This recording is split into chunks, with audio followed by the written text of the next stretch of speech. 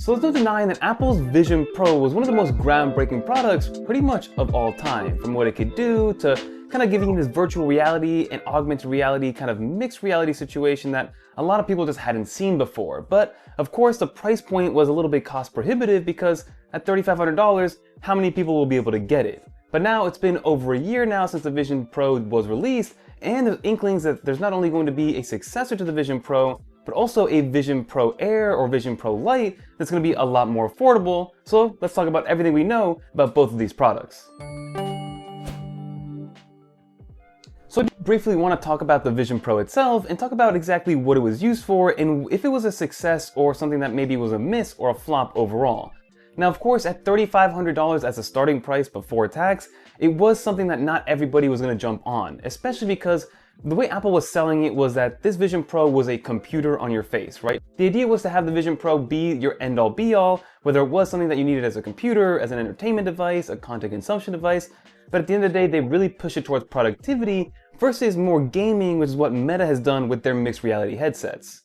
But when people did get this in hand, there was a lack of optimization when it comes to productivity tasks like being able to use the Microsoft Suite, being able to use this as a second display, and being able to just use this as a standalone computer. But again, the biggest issue here was the cost to performance ratio that you got out of this thing. Well, albeit it was something that was kind of brought out of the future, being able to feel like you were Iron Man by being able to move different windows, and it kind of stayed in a fixed position in a 3D field. And again, all the cool things they were able to do, but at the end of the day, it seemed like a awesome just demo device, and I got more excited showing people what it could do versus using it for myself for productivity purposes. And that alone was not justifiable at that price point, at least for me specifically. So now Apple seems to be splitting their focus when it does come to the Vision Pro. So of course we're going to get a Vision Pro 2, which is going to be an enhanced computer with an M5 chip built in there whenever the M5 chip does come out. But I do think the use cases are going to be a little bit more niche and a little bit more nuanced when it comes to who's going to be using it, who this is going to be for, and who's going to be the customer overall. Because I think this is going to be an enterprise level device that will be working hand in hand with actual Mac computers for different purposes when it comes to maybe surgical use cases, when it comes to more enterprise and build quality use cases, as opposed to kind of a for fun content consumption device, which is essentially what the original Vision Pro ended up being. That enhanced performance with the M5 chip will allow for those surgical use cases, will allow for those pilot use cases, and will allow people to just be able to get trained inside of the Vision Pro for very specific type of situations that most people and most customers will not really need to have or need to deal with moving forward. So that's what the Vision Pro 2 is going to be for. It's going to be more of an internal upgrade with the form factor and the look of it being pretty much identical to the Vision Pro 1.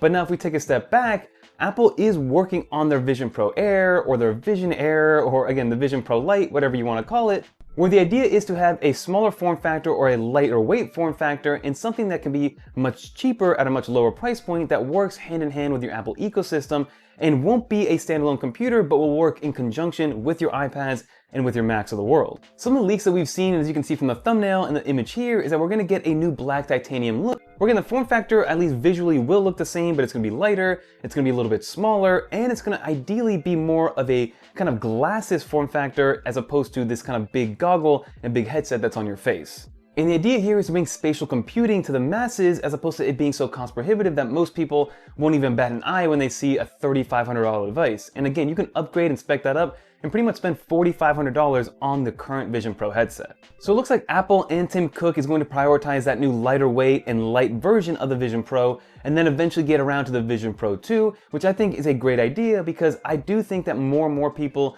should have access to this, should be able to try it out, because every time that I used it and I put it on, I was wowed. It was just that the use cases that came with it couldn't justify the price point again for me and what I wanted to use it for. Being able to have a large second display for your Mac is an awesome thing to have, but outside of that, the productivity use cases were far and in between. But if you were just using this for a content consumption machine, there's literally nothing better in the market for something like that. But again, for $3,500, it's tough to justify. So I did just want to make a quick PSA because we did get those leaks and rumors of a new Vision Pro Lite or a Vision Air that did bring a new colorway, does have new titanium build qualities, and will be at a much cheaper price point, so people will be able to get access to it much easier. So let me know in the comment down below what you think. Is the Vision Pro something that you've tried out in the past? Did you demo it? Did you own one? If you do own one, I would love to hear your use cases overall, because the people that did hold on to it live and die by it, saying that it's the best piece of tech they've ever used. And I agree. Again, from a demo perspective and from a demo purpose, I've never seen anything like it. And it's the closest that I felt into being in the future with any type of product, because laptops have been laptops since 1980. Tablets have been the same since 2010. Smartphones have been basically the same since 2007, with them just becoming more candy bar-like. And of course, you do have those fold type of form factors with phones, but at the end of the day, once you open it, it's just a tablet. Versus visionOS and the Vision Pro was something that I had never experienced before in my life. But that'll do for this video, everybody. Leave a comment down below what you think. If you did make it to the end, leave a little dolphin so I know you made it to the end. And I'm just curious to have a discussion down in the comments of what the Vision Pro is, who has it, who uses it, and what the future of it is going to hold for Apple moving forward, especially because Tim Cook says that this is his highest priority moving forward. But that'll do it, everybody. If you guys want to watch more videos like this one, check out one of these right here. And until next time, I'm Fernando. Peace.